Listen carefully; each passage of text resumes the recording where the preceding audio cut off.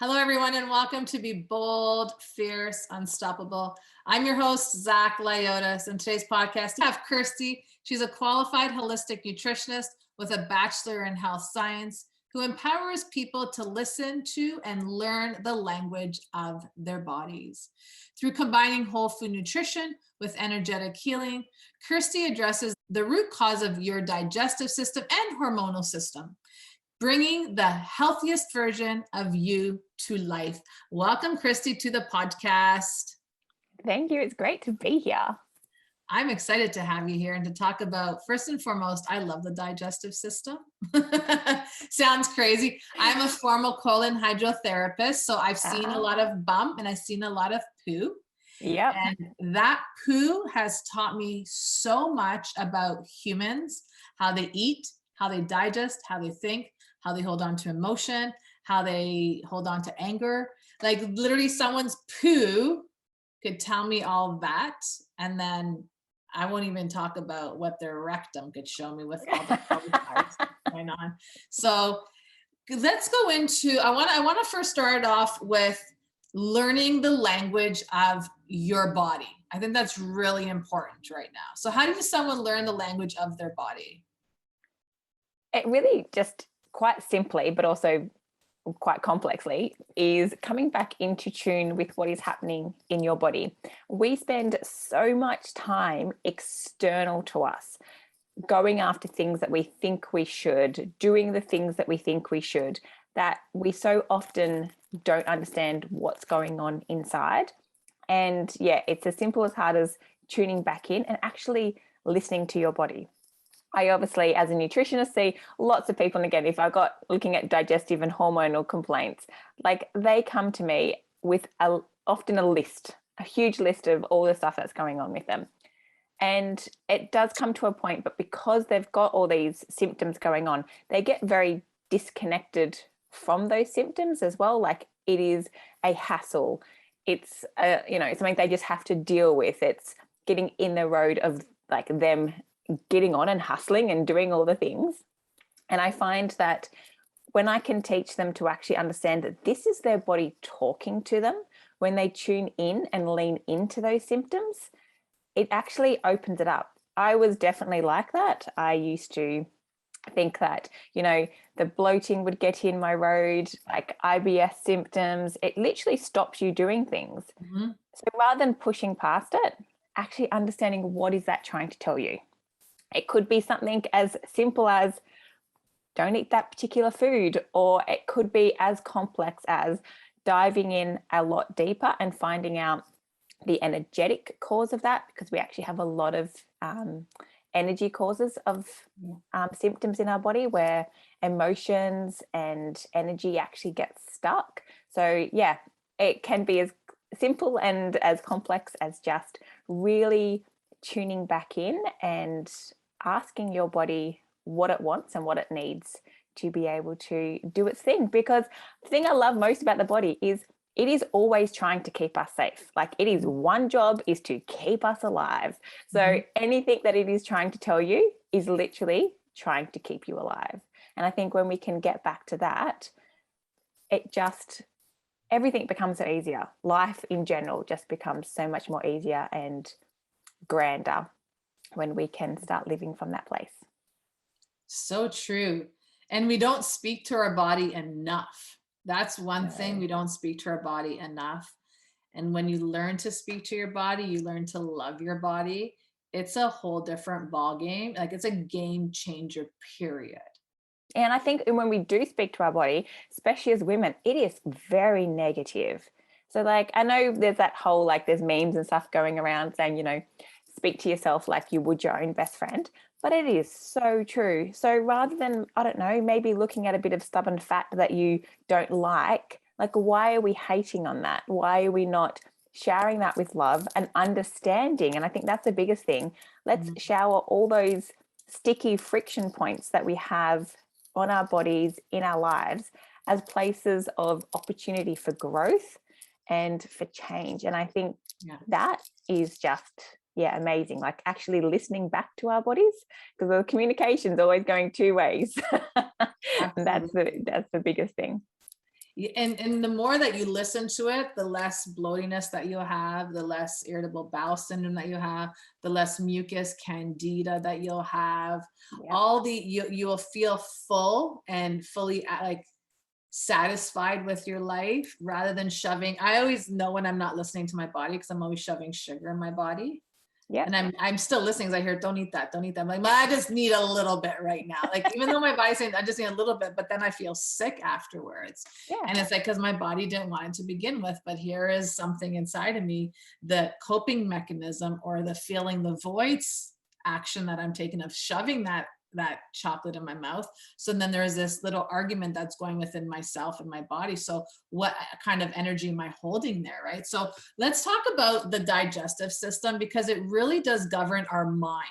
When I was in colon hydrotherapy, I'd see people come and they're bloated or they're irritated because they feel like they haven't had a stool in 7 days, which blows my mind. And, you'd be surprised. Oh, when's the last time you had I have fecal matter once a week. Like, I go to the bathroom once a week. You go to the bathroom once a week. So if I chalked it down, this is one thing I say to my clients. So you eat 3 times a day, times that by 7 days, that's 21 meals. Plus I'm not adding all the snacks that you may be eating, the popcorn that you may be having. I'm saying this because I eat popcorn mostly every night. So the popcorn that you're eating, all this other stuff, we're not even putting that into consideration. Then you have one bowel movement. It's probably a little rabbit stool, one of these. And you're wondering why you're bloated. You're wondering why you can't go to the bathroom. You're wondering why you have all these other issues, and you can't even drink water sometimes because it's just going to come up your body. Yep. Right. So let's talk about the digestive system, because it is a huge, like I said, huge player of the mind. So how does one help their digestive system function properly and flow with energy much more easier? I would say the biggest place to start is making sure when you start any form of digestion, so any form of eating, that you really bring yourself back into what I call the parasympathetic nervous system, so that really rest and digest state.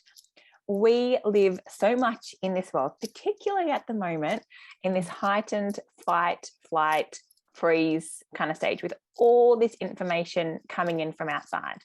Now, our body can literally sit in one of those two arms. So it sits in fight or flight, or it sits in rest and digest. We can't be in both at the same time. It's like absolutely physically impossible. So if you are in this fight and flight as you sit down, your body is not going to be able to digest what is coming in. The reason why call that parasympathetic nervous system rest and digest is because that is what it does. When you are at rest, it then allows the body to digest. So it goes back to a very primitive part of us, that when we were in fight or flight, when like literally in caveman days, when other villages were attacking us, all of our resources would have to go to our arms and legs so we could run away, so we could fight. It's not worried about digesting food, because in those moments you aren't eating. But yet we sit down to meals at the moment in that we're sitting in front of the TV watching goodness knows what's going on. We're sitting in front of our emails while we're eating lunch, because our bosses are like emailing us things to do, and we're like constantly, or we're eating in the car on the way to work as we're running late. How can your body even start the process of digesting properly when you're in that state? So when it's not even in the digestive state, you're literally putting food into your body that your body's not able to process. So therefore, you're not getting the goodness out of it. It also very much, when we're in that stressed out state, it alters different functions throughout our digestive system. So our stomach is actually meant to be super acidic. And I know people are always like, oh, let's alkalize the body. Now, the blood is meant to be alkalized, but our stomach is not meant to. We are meant to have really robust, fiery stomach acid. So if you think about science back in the day, where 0 was really acidic and 14 was basic, 7's nice and neutral, we actually want our stomach acid to be right down at 1.8, because that is basically what starts breaking up all our food. If you think of food like a link on a chain, And so when you eat it, obviously it maybe starts off as 20, your teeth do some of the breaking down, it goes into your stomach and it might be around 8 or 9 links long. We want that stomach acid to then continue to break down those links, because the rest of our digestive system can only take through 1 or 2 links at a time into our blood and out into the rest of our body. So if that stomach acid is sitting at like even say a 4, that is not going to be broken down, which means that food is coming out of your stomach, going through your intestines and not being absorbed by the body. It's literally going straight out the other side, which is what you would have seen in your colonics. And it can also then, because it ends up in our large intestines, not in the right link, I suppose is the best way to put it, not in the right sort of form, it can sit around and it can ferment. And when it ferments, then obviously you get the bloating, you get the bad wind, but it also irritates the gut wall. Now, you talk about the mind, that irritation goes straight up into our heads. Now, whether or not you like instantly feel that, or whether it's just this like, almost like, I like to think it's almost background noise. Like if you have, and I find it all the time, if you have a gut that is not working very well and you've got a lot of those symptoms that are, you know, maybe having your gut leaky, maybe irritating the walls of your large intestines, it just actually makes coping with everything else harder, because your brain almost feels like it's just got this, I don't know, just like poking at it, if that makes sense. That's just annoying. So therefore it makes everything harder. And then you get that loop again where everything's harder. So therefore you're sitting down stressed. And it's this really horrible, vicious loop that I find that we get into at the moment. So yeah, the best thing for your digestive system would be to take 3 or 5 really deep belly breaths before you eat. That's all it takes to get back into that parasympathetic state. So simple, yet so hard, because I know myself, I don't always do it. Yeah. And it's so, everything that I find, everything that is simple is so hard for people to do, because they're like, it can't be this simple. I'm like, no, but it is simple. You close your eyes, you have your food, you close your eyes, you take a few deep breaths, you say, thank you for my food, and off you go. You bring yourself in that state. And it's so, one thing that I learned when I was going through this process, I got my nutritionist, I got my digestive health specialist stuff and all that fun paperwork, right? But one thing that I learned was when I listened to my body in so many different ways, it was such a blessing, because your digestive system feels so much better because you're able to digest life that much easier. Oh, absolutely. So you're not going out there putting pants on, and you know, one of my podcast hosts calls it her cinnamon rolls, and I have to use that because I thought it was the cutest and the funniest thing. Actually, an Aussie too. She's an Aussie. She says, "Oh, my cinnamon rolls," and I was like, "Oh, I like that better than muffin top because I like cinnamon and I have a roll." So when you put your pants on and you're feeling that bloat feeling, and you're putting your pants on, right away, your brain has given you all these different messages. Your brain saying to you, like, you're fat, and look at you, can't even breathe. And the thing is, now what we're doing is we're going back to food because we're trying to find comfort in our discomfort of our body. Yes. And then you're piling everything up, and you're piling more and more up. So let's talk about mindful eating, and then we'll get into hormonal stuff, because a lot of women going through a transitional phase in their life, regardless if it's in their 30s or in their 40s or in their 50s, we have a tendency to grow a little bigger if we don't watch what we're eating and not moving our body. So let's get into the phase of learning how to basically listen to our body when it comes to eating those foods that give us that bloaty feeling, and how does that affect us hormonally as we grow, as we get older, I should say.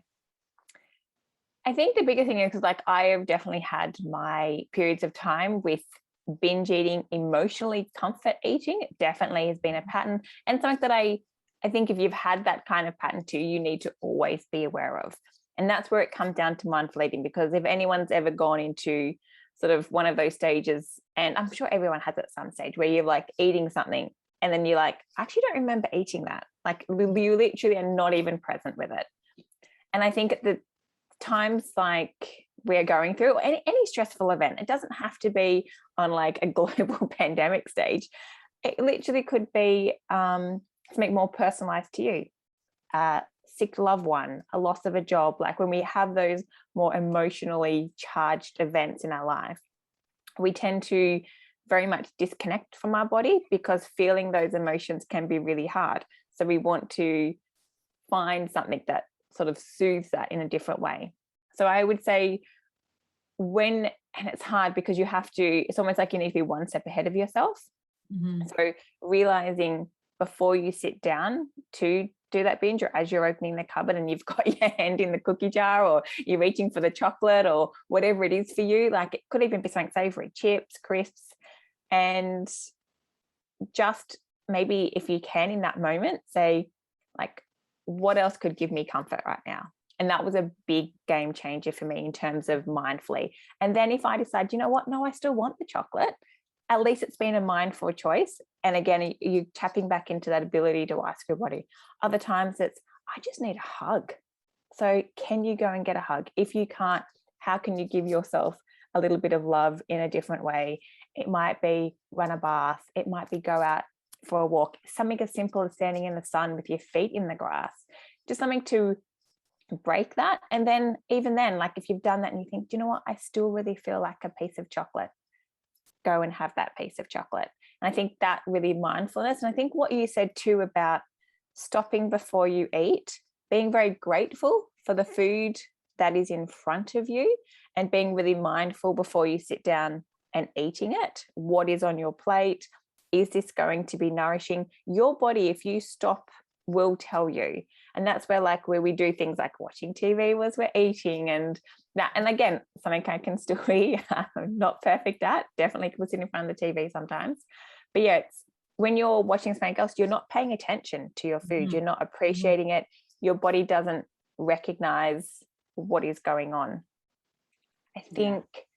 And as we get older, I don't know, I feel like particularly during our 20s, 30s, we lose that disconnection. But coming back, I find a lot of people I work with that 30s into their 40s definitely are really starting to want that connection back with their bodies.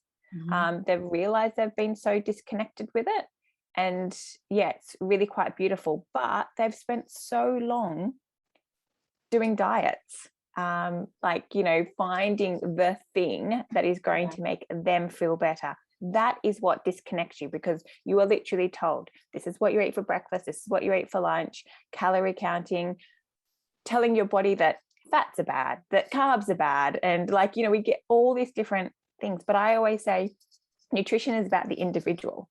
So N equals 1 in any science experiment you do with your body, because you are so unique compared to somebody else. And also what worked for you in your 20s probably not going to work for you in your 40s. Very different. And it really just comes back to tuning in and listening to what your body is telling you, listening to the symptoms. And you're not going to get it right all the time. You will eat something, you'll be like, well, that bloated me today, didn't bloat me last time. Like, is it a one-off? It's really about getting curious and inquisitive with yourself, and then listening to that. I mean, for me, one was gluten was a big one. I think a lot of people have that, but it's not the normal digestive symptoms. I don't get bloating. I get tired, like really tired. And people could just have put that down to, oh, you didn't get enough sleep. But when it continues to happen and it's a pattern, then you know. And I think it's really about tuning into your body each and every day to be able to understand that. So did that answer your question? I feel like I went off on a bit of tangent there. Yeah, no, it's okay. You actually gave what people needed to listen. It's not a big issue. But you know what the thing is that when we actually have this mindfulness practice of eating our food and knowing what we're putting in our body, like we could actually trace down to every bit that how it's expressed in our body. So I had cabbage yesterday and a couple of other things, and I was just like in my own zone because my body loves cabbage. My body tells me to eat cabbage. I'm like, oh, again, eat cabbage, This is the way you're going to cook your cabbage. So my body tells me to eat cabbage. And it was so interesting because I had the cabbage and I was like, oh, I feel like I'd still eat. I'm still hungry, but I know I'm not hungry because I just had a big bowl of rice and cabbage and bok choy and carrots and all this. but what is it? Like, why do I feel like this? And I was like, because you're eating foods that are not filling, but they're nourishing Yes. to your body. And this morning when I got home from the gym, I get home and I was cooking up something really quick. And my friend says to me, "Oh, what are you having? Cereal?" And I said, "No, I'm having rice." And she goes, "Oh, you're having rice for breakfast?" I said, "Yeah, I typically don't believe that we have to have breakfast food No. because cereal is pure sugar at the end of the day. Yeah. It's not doing anything to your body." I said, "I like to eat like meals for breakfast. Like I'll wake up and have like a fish or something like that." She starts and she Mm-hmm. goes, "I'm the same way."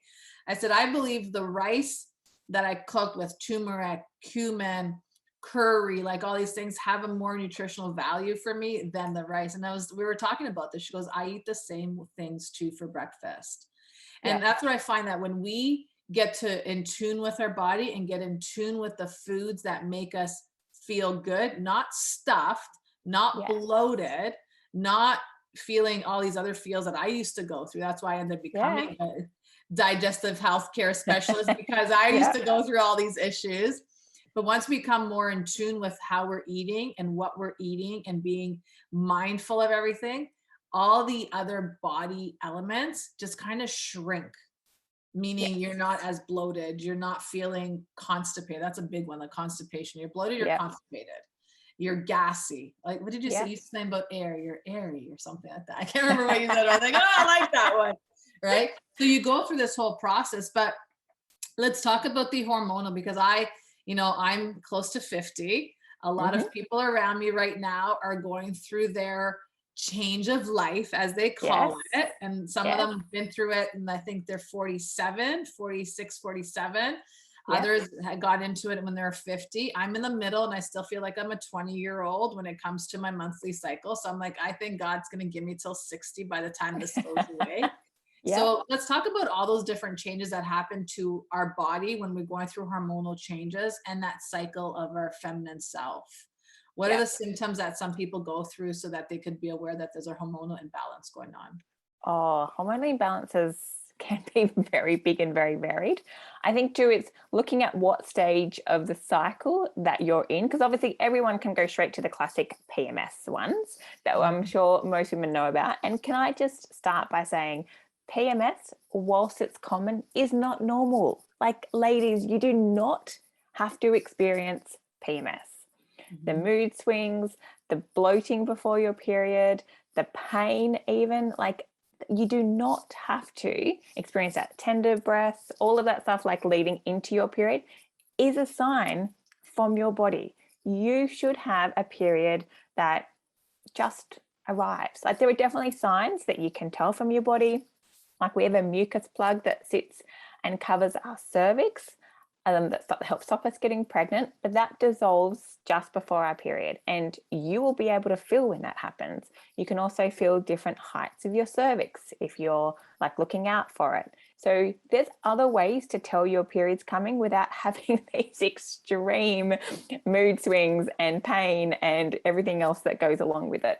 So I Mhm. think it depends whereabouts you are in your cycle to tell you as well. So for instance, a lot of people won't get as many symptoms just after their period.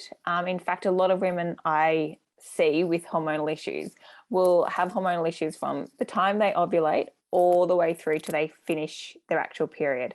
But there is a few people that will get even signs in that section between menstruating and ovulation. And all of these things can tell us, but it does come back to very much a headaches, mood swings, appetite, nausea, the pain. So all of those symptoms are very common. We're going into menopause in particular, hot flushes, more Mhm. frequent urination, night sweats, but again, all pointing us to a hormonal imbalance that is happening in our body. Now, unfortunately, there is no pill that you can take that actually corrects that hormonal imbalance. So our contraceptive pills literally just bottom out all of our hormones. So our body then doesn't produce those hormones anymore to a level. So it's not that that's correcting the imbalance, it's basically just masking the symptoms. And that's similar with HRT medication. Some natural progesterone creams and estrogens, phytoestrogens that we can do can help modulate that. So we can definitely do some things, but it really does come down to diet and lifestyle, which I think is, again, sometimes the most hardest thing to be able to change. So stepping back, I suppose, when we look at our beautiful cycle that we ask women to get to navigate through every month, and I call it beautiful. I never used to. I have endometriosis. I say have because I don't think you ever fully get rid of it. So I know what it's like to have horrible periods, and I know what it's like to hate that time of the month every single month and not understand the beauty of it. But I can tell you, us women are actually extremely lucky that we get to go through this monthly cycle. And I'm sure there's a lot of women out there going, what? Lucky? And I'm like, yes, absolutely, like lucky. We have, and I sort of break it down. We have basically 4 main sections I like to break it down. And I really like to attune it to seasons or to the moon cycle. So it is where we operate on a 28, 29-day cycle. That's the average. Now, it's not because of the pill is in 28 days, but anything from 27 to 32 is completely normal. Like, you will have variations. Mine's not the same every single month. It's not the same as the person, next to me every single month. It is your own unique cycle. So we start with menstruating. So our menstrual phase, that's obviously when we're bleeding. But I actually say that starts a couple of days before, because that's when that mucus plug dissolves, and we will start to feel our bodies getting ready.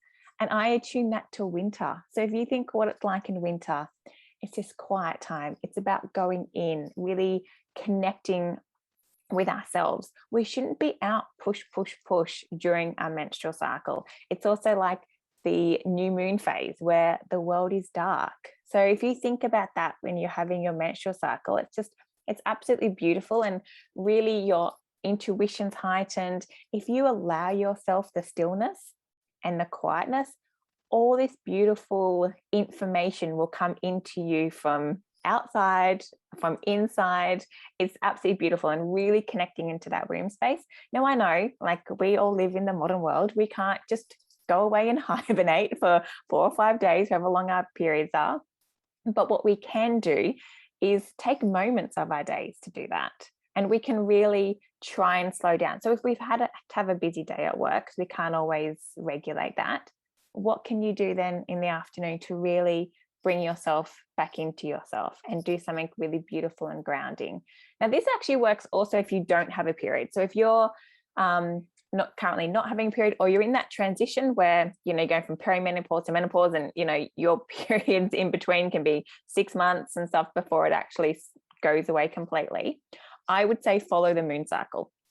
So really tap in. So whilst there's a new moon, which we actually have coming up in the next couple of days, then that is the energy that I would go with. But if you're actually having a menstrual cycle, obviously go with what is happening in your body. Mm-hmm. And then the next phase we go into is what we call, like, scientifically, our follicular phase. And that is when our estrogen starts increasing and our egg starts developing ready for ovulation. Now, egg actually takes 100 days to develop, which is why I say to women that have hormonal symptoms, give yourself 3 months to fully go through everything. It takes a good 3-month cycle. And it's a really good, like, I always find too, your period and your menstrual cycle, it's a report card, a very good report card on how well you've been living for the last 3 months in terms of living in tune with your body. Because if you're having a little bit of a hard, difficult period menstrual cycle, maybe look back at what's been happening for the 3 months before then, not just instantly what's been happening around as well. A little bit of a side tangent. So yeah, we've got our follicular phase, and that is, I like to call our inner spring. So it's a time that we sort of come out and booming, or if we're looking at the moon in the sky, it's that waxing time as the moon gets bigger. And you think of what happens in spring. We don't just spring doesn't just instantly happen. Like, flowers start to bloom slowly. Leaves come back onto trees slowly. So, like, really allow yourself this beautiful, what I like to call an unfolding. I love that. So, like, think about that as you're coming out of your menstrual cycle.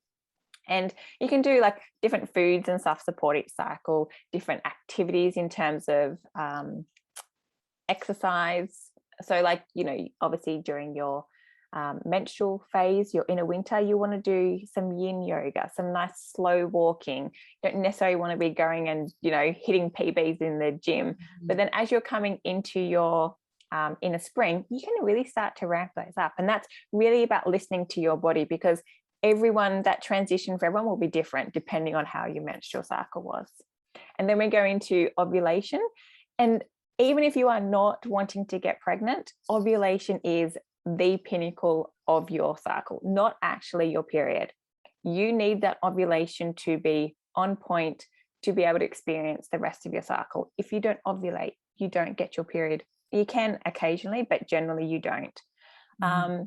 It's that then that, you know, gives us what's called a corpus luteum, which gives us our progesterone, which makes that second half of the cycle amazing if you can really nourish that ovulation time. Now, I call that our inner summer and also inner late summer, so just after that post-ovulation phase. So think about summer. It is like beaming out your glory. You think it's very external. The full moon is very bright if we're thinking about it in terms of the moon. So really get out there. Like, that is when you smash your PBs in the gym. That is when you get shit done at work. Like, it is just go, go, go, go, go. And you can feel it. Like, when you actually start to stop and tune in, you can like feel this energy and fire. So maybe those thoughts that came to you when you allowed yourself the stillness in your period in that inner winter, you can really bring into bloom during your inner summer. And then we go into our inner autumn, and that is a time, and again, if I always say if spring is like our unfolding, then I like to call autumn as our folding. And it's really about just winding everything down as we go back into our period. And again, it won't be an instant thing. You will just slowly start to feel the energy shift as you wind yourself down. And it's a beautiful time for like finishing off things ready for your hibernation again. And yeah, but this is definitely the most trickiest time physically in our bodies in terms of what can happen with our hormonal balance. But it's also very tricky because I find as winter starts to come in, our shadow starts to come up, which is where the mind and the energetic starts to change. We have to sometimes see things about ourselves that we don't always love. I find a lot of stuff can come up to the surface during that time, but I always say it's the same as like the symptoms that we experience from our physical period, like the pain, the bloating, the tender boobs. It's all telling us something. Those thoughts and feelings that come up for us to be processed, they are meant to be coming up, whether or not we bring them up and we release them, we bring them up and we change them and put them back in. But we need to be able to do that to keep growing, to keep living our brightest and shiniest lives. Because if we keep them buried away in the corners all the time, then that's when it gets stuck. The same as like if you ignore those symptoms, if you keep ignoring that pain, it is going to keep getting louder and louder. My favorite saying is, listen to your body whisper so it doesn't have to scream. That's got to do with physical, it's got to do with the mental, the emotional, the energetics. Whatever your body is telling you, you really need to listen to it. So yeah, that inner autumn, that period just before our period, can be quite tough. And I wouldn't say going in to look at all those parts of your mind or the emotional things with a great big spotlight. I think that's probably too bright. We don't want to like highlight it too much. I think like a nice little candle, if you think about it, like, and a candle light is quite soft. It gently opens up a space. Because you don't want to be ripping that stuff out, like, unless you really are ready and to be held, because that's, you want to do it gently. We get this every month. That's what I say to people. We don't have to do it all in our first inner autumn that we're doing it. Just pick a little bit each month, and then it just slowly peels away. And when you look back in 6 months' time, you are just this different person because you've managed to evolve. And that's what we should be doing every 6 months, every month, just evolving and changing. And it's I just think it's the most wonderful thing to be able to tap into. And it's so interesting whenever I take women through learning about it, they're like, I just didn't know this, or I didn't feel this. And like Mhm. now, because I do like quite physical symptoms, or we take our temperatures, because our body temperature can tell us a lot about what's happening in our bodies, particularly for our hormones. And they're like, I feel like I have more energy when my body temperature is a bit low, but when it spikes, I kind of lose it a bit, which makes total sense, because in the beginning of our period, it's meant to be lower. And in the end, it's meant to be higher. In the beginning, that's when we're coming out of our inner winter, like we're meant to be shining, and then we fold back in. I'm like, see, your body, when you stop in, your body naturally tells you how to live in this cycle. We just, it always comes back to what I said in the beginning. We just need to tune in. That's all it is. It's tuning in, tuning in. Yep. What are Yep. some foods that you suggest that people could eat to help them through the cycle? Because I mean, sugar is not a good food No. or food group. It's not really a food. It's a food group that you should be having on your cycle, because it could make your body that more fragile, more pain could come up. Like, oh, I would say that's a big trigger for inflammation and taking out any kind of processed foods. So I always go for whatever I'm eating, as little as human intervention as possible. Obviously, your own cooking, completely fine. But when you're choosing food, as little as human intervention as possible, or just eat real food is another little catchphrase that people use. But I would, again, it's why I like looking at the phases in terms of the seasons, because on our period, it's in a winter. So what kind of foods are you more drawn to in winter? Slow cooked foods, foods higher in protein and fats. That's going to support that part of your cycle. When you're on your period, your digestive system does get a little bit sluggish. So just before and on your period, and it's got a lot of stuff going on. The period itself can be inflammatory. It's actually meant to be. We're meant to get some prostaglandins in our body, which are inflammatory, which allow our body to shed the blood. Like, it is actually meant to happen, but not to the point where you're like needing to put a hot water bottle on or pop painkillers. Like, that is too much. It should happen without you really noticing, but it is inflammatory in the body, just the way that the process happens.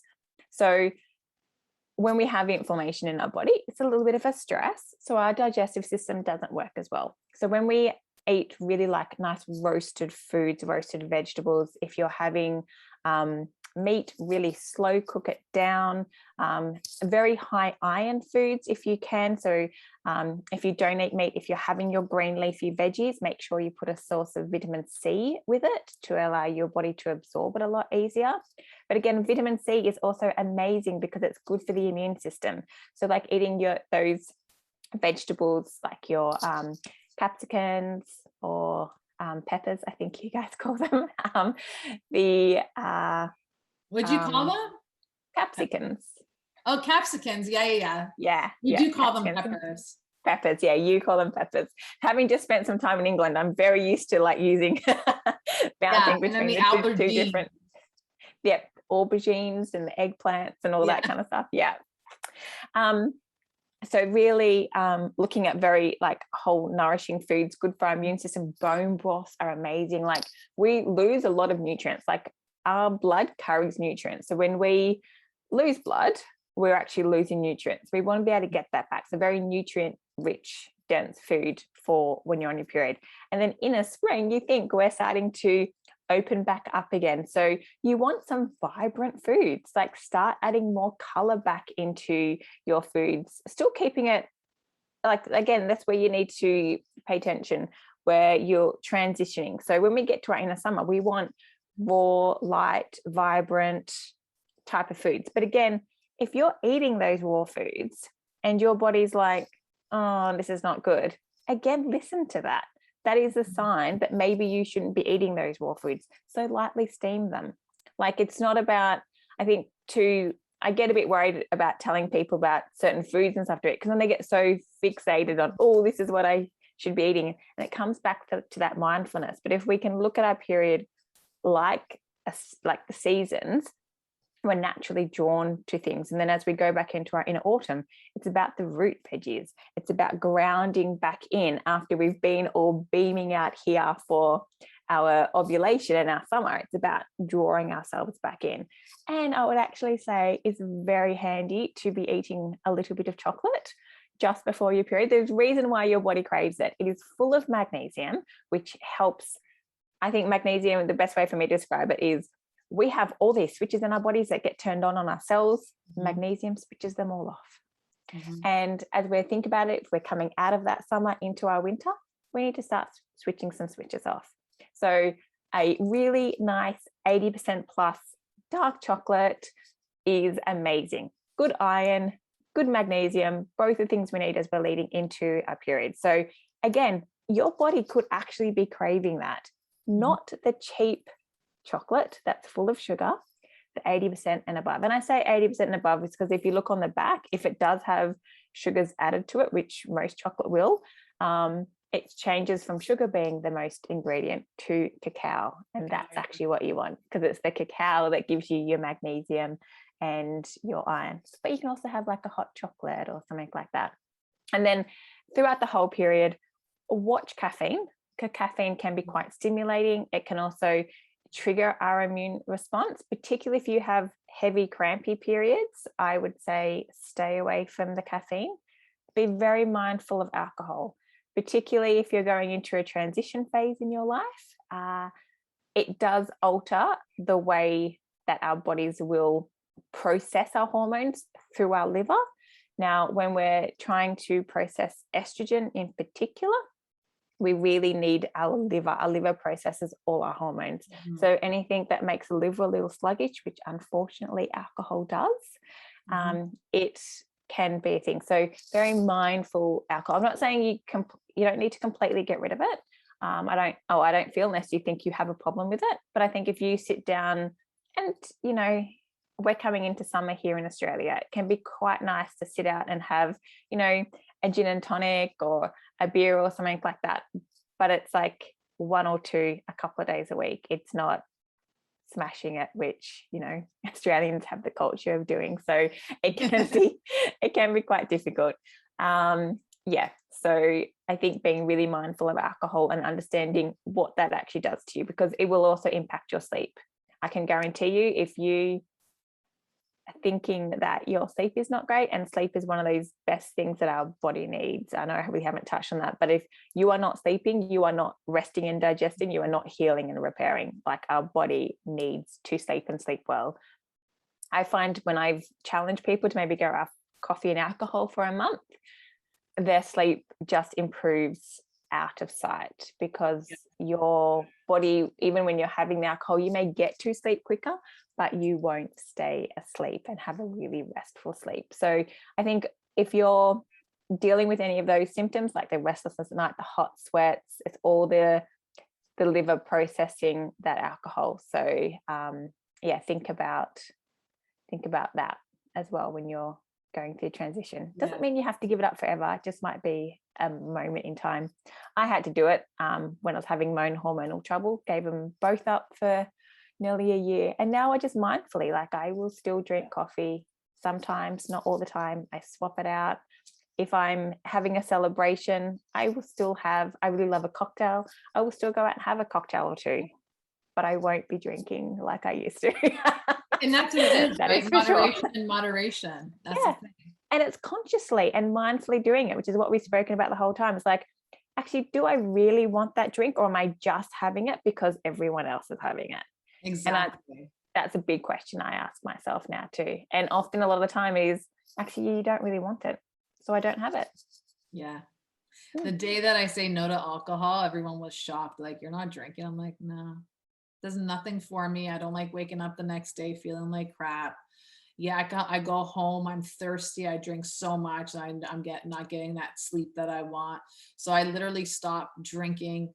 And I used to love my booze. Yeah, But me too. years ago, I was just like, nah, I don't need to do this. And sometimes even now, like, if I'll have a couple of drinks, I'll be like, oh, I'm going to feel this tomorrow. But now I got into Jello shooters. I'm like the Jello shooter queen now.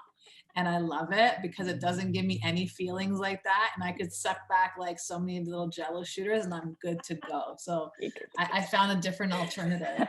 Let's speak about the woman. Go on. What were you going to say? No. That was, okay. Yeah. Don't worry, I edit this, so it doesn't really matter. So I want to speak to the woman that is going through menopause, and you said booze and menopause are just not a good Mhm. thing. I know a lot of women that had to give up their alcoholic red wine habits. I say alcoholic because we love sitting there with a few bottles of red. Yeah. And I was like, oh, I'm becoming an alcoholic on red wine right now.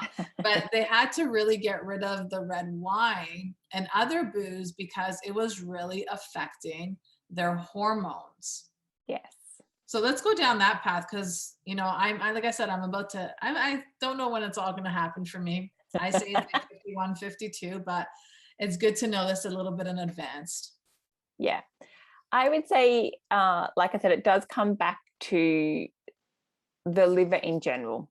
So that does process all our hormones. And I would say that for maybe any stage of our lives, absolutely, the liver. And I think that's where it really becomes a problem for women.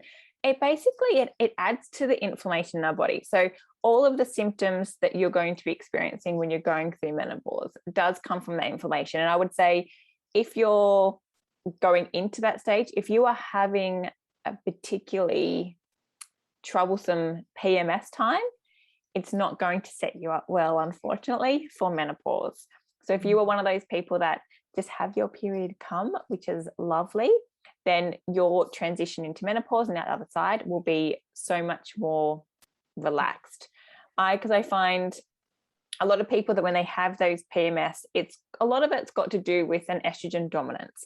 Now, estrogen dominance does not have to be estrogen overload. It could be progesterone underdoing, but a lot of the time it's both. So our estrogen has triggered up through inflammation and our progesterone has lowered through inflammation. Unfortunately, it does come back to that inflammation that we have in our body.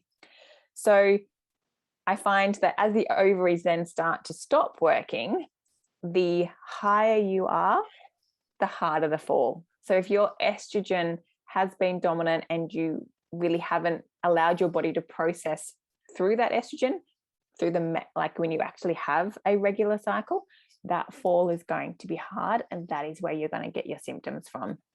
So it's really about decreasing that inflammation within the body in general. It's also where those mood swings can come from, because estrogen, as it drops, it takes down our serotonin, which is a happy hormone, and it takes down dopamine, which is our feel-good hormone. So that is why you get those symptoms with PMS, because your estrogen drops, but you're going to get it, and you get it for a much longer time when you're going through menopause, because obviously that decline happens over a longer period of time. I know some women that literally they get to 10 months of not having a period, then they have another period and they've got to wait a whole nother year again. So this transition can take up to 9 years for some people. You want that 9 years to be as nice as possible. So yeah, and because our estrogen is metabolized through our liver, so it basically goes into our liver and then it goes through our bowels, which is why we can get symptoms there. We need to make sure that we're also eliminating our waste products in a nice and healthy way. So if you find that there's anything that triggers constipation for you and you're not going to the toilet every day, you should be going at least once a day. If that is, then those hormones are going to sit in your body and are going to recycle, which then adds to that estrogen dominance, even though your body's trying to, slowly take it down. You've got all this recycled estrogen back in the body. You can kind of see how this is coming into this perfect inflammatory storm. So yeah, we really need to make sure that the body's able to process that. So that is doing that through the liver. And unfortunately, I like to think of the liver almost like your hand. So your arm part is all the stuff that goes into your liver, because the liver processes everything in the body. It is like the most amazing organ. I love the liver. And it's got 5 different roads out, which you think of your fingers. So we have a lot of stuff going in, and that can include the things that we eat in our body, obviously go through that, toxins that we breathe, the stuff we put on our body as well, all of that gets processed in through the liver. Anything that goes into the body in any way gets processed through the liver. even our emotions. Just want to put that in there, because our body digests all of this stuff the same. So everything is going into the liver, and that's got these 5 little roads out. Now they're like little highways, and they can get blocked up very easily. If they get blocked up, your liver won't be able to function as well. So it's going to prioritize things that it processes. It's going to process and try and get rid of toxins that are in our bodies first. Absolutely. It doesn't see estrogen as a toxin because your body naturally makes it. So I have a lady who I love called Dr. Libby Weaver. She's just an amazing biochemist and female hormone lover. And she always describes it as like you have an olive going in to your liver. And then when it's sort of popped out the trapdoor at the bottom, because your body's like, hang on, I can't put that through one of those highways. It's already too busy.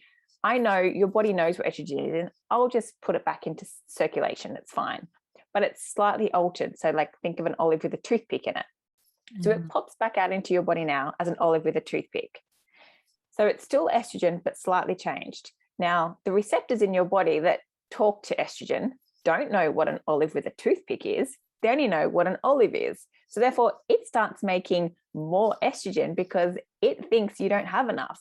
And now you've got this like overload. So this is why, just one example, why we need to keep that liver healthy. So caffeine quickens that phase 1, quickens that highway in, and therefore that can lead to a blockage in the 5 pathways, and alcohol actually helps block those 5 pathways. So that is why I say to people to be really mindful of those 2 things if you're having any kind of hormonal trouble. And then eating stuff that the liver loves, which is our brassica veggies. Could be why your liver is loving cabbage at the moment. Like when you said that, I'm like, maybe that's your body's way of allowing this process for you to be so much easier, because cabbage is one of those things that the liver loves.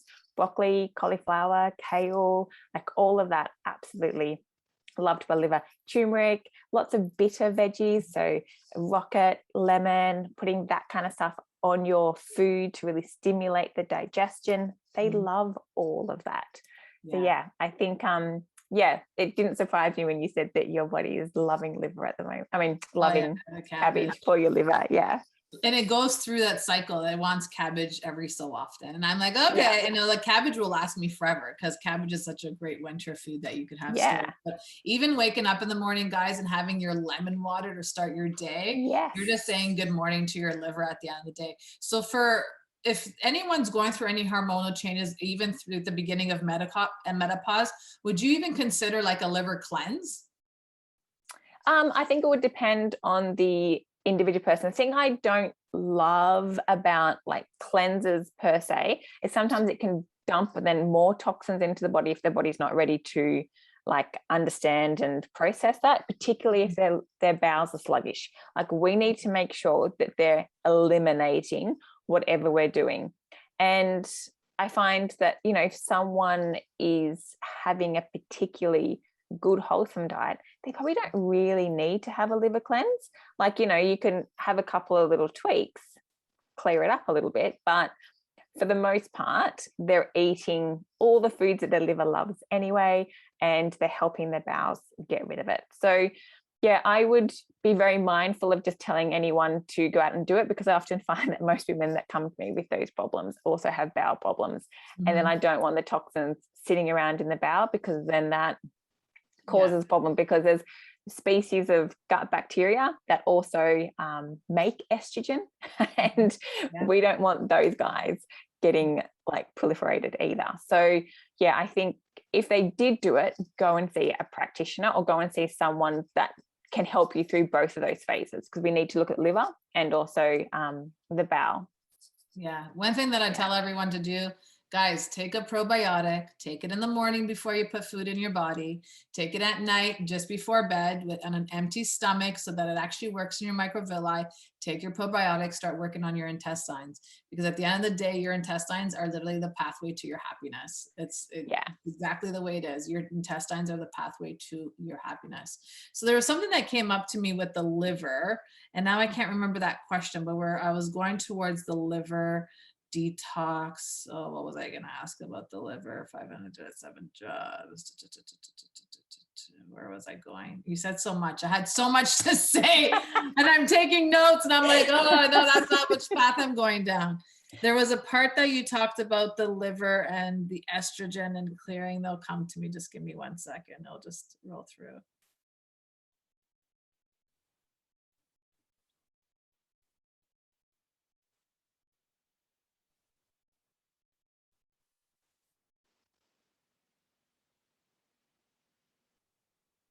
Okay, well, that question's gone now because it's not even coming through. I do that. I'm like, it's not meant to be, is it? It's not meant to be. Damn it! And it was it was a good question that I was ruminating in my head as you're talking. I'm like, oh, I wonder if that's like that and that's like this. So that's crazy. There's a couple more questions I have for you in regards to liver and hormonal stuff, because everyone goes through their process of menopause or pre-menopause differently. So you said you don't get your period for 1 year and then you're considered menopausal. Is that what it is? Yes. Yeah. So you have to have 12 months of no period to have said that you are now in menopause. So you are no longer having a period. So like, yeah, if you've gone 9 months, had a period, then you got to start your year again. That is the definition of menopause. Yeah. So how about if there's women that are not like, they're not drinkers, they don't eat too much sugar or anything like that, but yet they're still having some other hormonal issues within their body, their mood swings, their appetite, they have there's constant thirsty going on, but they're not drinkers, they're not sugar eaters, they're healthy, they're active. What does someone in that case do? Because then really then they're not adding all these other additives into their body, but they're having all this other side effects of, discomfort, meaning tired and irritated and stuff. I think it's then finding the root cause of whatever is happening to them. So like obviously those ones that I said to you were the big triggers, but for someone, say, that's still having the mood symptoms, then what else is happening in their body that could be altering that level of serotonin and dopamine? That could be progesterone. So I spoke a lot about estrogen, but obviously as estrogen declines, so does progesterone, because those two do work hand in hand. And that is where actually some really nice natural progesterone cream I found has worked wonders in that time, because it helps really lift that mood. So that can be really good. And again, they might be quote unquote doing all the right things in terms of not eating sugar, alcohol, caffeine. Doesn't necessarily mean that their bowels are amazing. So in terms of being able to produce serotonin and stay happy, like that 80% of our serotonin is made in our gut. If you are having any kind of inflammation, it will cut off your ability to make that serotonin. You are going to bottom out in your mood. You are going to feel not great about yourself if those bowels aren't doing well. So yeah, I mean, that was definitely has been me in the past, where I'm like, I am eating quote unquote all the good things. Doesn't mean that that's what my body needed. There was still some, healthier foods that were causing me a problem. Histamine intolerance is quite a big one in terms of eating very, very good for you foods that can also then trigger an inflammation response and therefore trigger that estrogen cascade as well. That can even be things like bone broth. Like for me, bone broth would be one of the most amazing foods in the world in terms of nutrients. But if you have histamine intolerance, it is like one of the worst foods to eat. And that can include, histamine also includes things like eggs, avocados, spinach, like all these foods that we think are amazing for us. But if we have this going on underneath, maybe that is the reason. Even if you don't eat sugar, you could still have blood sugar issues depending like when you cut sugar out and how you do that. And it may not be blood sugar. I'm just thinking in terms of the thirst, it can be an insulin response as well. So like all those kind of things that's where I think if you go through and you are quote unquote doing everything perfect and things are still showing up to you, go and get some more individualized support, because it will really come down to the symptoms that you are experiencing, when you are experiencing them. And yeah, it will take a little bit diving deeper, but there are definitely some other things that can be happening in the body that would come down to that. And I would say definitely the gut is always like the gut, let's face it. It is anything comes back to the gut. That's why I love it so much. But again, like that histamine intolerance comes from the gut. It comes from your ability to not be able to digest histamine properly, because histamine is in our foods. And you could find that taking an antihistamine actually helps relieve some of your symptoms. Well, that tells you that you've got a problem with histamine in the body. But taking antihistamines is a band-aid solution. Why don't we get to the root cause of why your body's not being able to process that histamine? Because it should be able to. So again, that is your body's way of saying, hey, something's not right over here. We need to do something to change it up. So yeah, I think rather than see any of your symptoms as burdens, look at them at points of curiosity and follow the yellow brick road and see where it takes you. Yeah, absolutely. I'm going to put a disclaimer out here, everyone. This is educational purposes only. At the end of the day, take control of your body. Really be mindful. If you feel like you have to see anyone else, a medical profession or anyone like that, with what's going on in your body, please do so. This is, again, for educational purposes. You can use what we're saying here, but at the end of the day, we're not liable for anything that's going on with y'all. Okay, just want to put that out there. Just clear the space, clear the air. We are talking about hormones. I know how hormones could get crazy in people, so just want to put that out there. So you also mentioned one more question before we go, because you also mentioned that if you don't have difficulty PMS, that your cycle of menopause or premenopause won't be as difficult for you. Yes. How does that work in conjunction with your PMS and your menopause? It's got to do with the hormone balance. So if you are having really bad PMS, it's showing you that there's a hormonal imbalance in your body. That is where that PMS is coming from. If you can really even that out and have a much more lovely period, because you can have a really lovely period. And like you said, yours is in your 20s, although my period in my 20s was horrific. I'd much rather have my period now because I'm going into my 50s.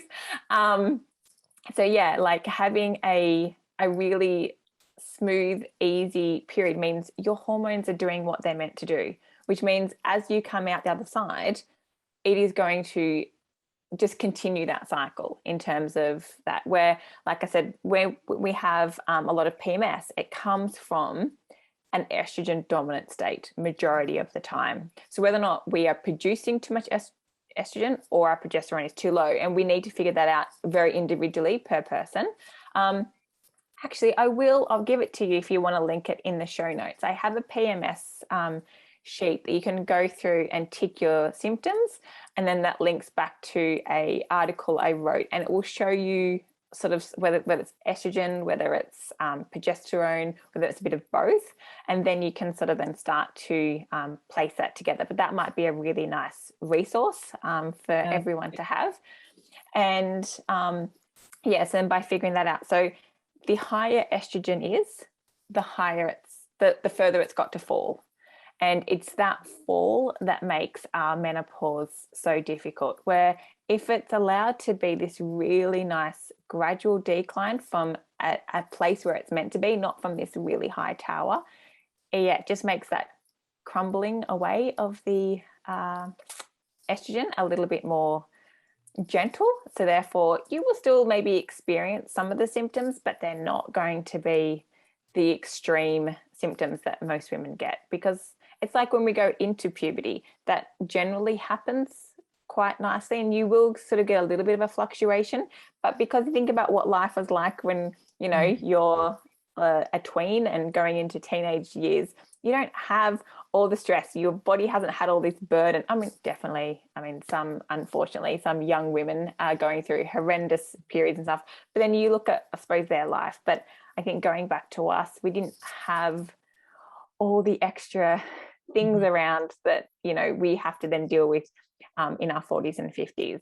So yeah, if you can make life take out some of those stresses in general, whether or not it's food, whether it's energetic, whether it's emotional, mental, and just really allow your body to come back into itself, it will be able to do this process really nice and naturally. So again, it comes all back to tuning in. Yeah, exactly. Go eat some chocolate, everyone. It's good for you. It 80% truly and is. above dose. I eat good chocolate every time before my moon cycle. All the time. It doesn't fail. I don't even know when my moon cycle is happening until I'm like, oh, I'm craving some chocolate. And I'm like, oh, it's probably showing up. It's a full moon. Yeah. It's a full moon. It's probably showing up. Thank you, Kristen, for being on the show today. This has been so informative. So much information that I wish I actually had when I was younger so that I could honor my moon cycle so much easier and so much better. I honor it now because I learned in Panama about the woman's cycle and how beautiful and powerful it is. And then I start honoring it. Before I used to be like, oh, I'm on my period. Now I'm like, oh, my moon cycle. And it's so great. And, you know, even though sometimes I get these cramps on my legs, like I had this weekend, and my body saying, just go lay down. I'm like, I have too much work to do. I can't lay down right now. I'll catch you next month. Yeah. I'll catch you next But again, month. you had that conversation with it. So at least it knows that you're listening to it. It's like, you know what, I get what you need right now, but I'm sorry, I just can't give it to you. I will make it up to you. But yeah, have that conversation. Like you said, speak to your body as much as it talks to you. Absolutely. And it's important that we speak to our body. So thank you so much for sending us all this love, this wisdom and awareness for our body, for our menstrual cycle. And for the women out there that are listening, I don't know if it's a mom or a daughter or whatever she is, now she has a little bit more wisdom about her cycle. So thank you for that. My pleasure. It's been fun. Awesome. Thank you everyone for listening. You'll find all of Kristen's information in the show notes below. Also, please join us in the Empress Hangout. That is our private Facebook group where we carry the conversation on over there. Also like us on Instagram, and don't forget to leave us a comment below and tell us what takeaways that you have received from this podcast today. And don't forget to hit that 5-star review on iTunes. Until next time, have yourself a great day. Bye for now.